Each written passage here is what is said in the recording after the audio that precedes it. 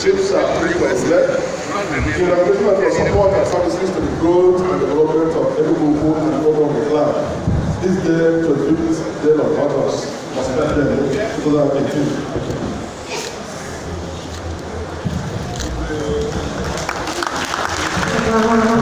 Congratulations.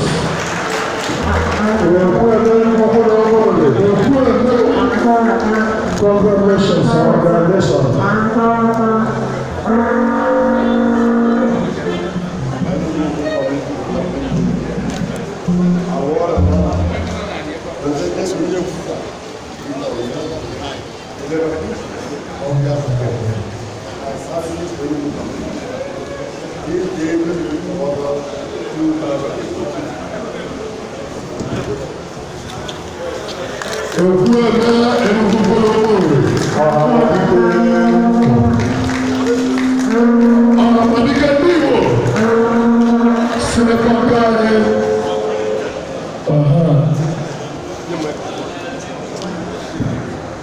Presented to Chief Honorable Ferdinand Ese Mankwa.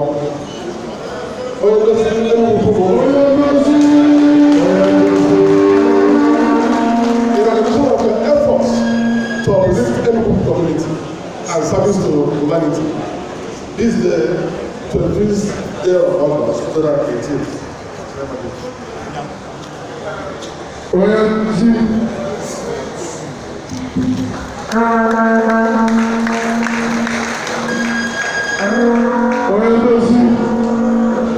Enugu Community Development Unit.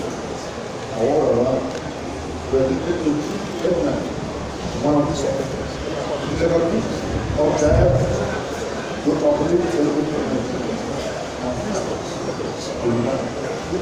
This brings the day of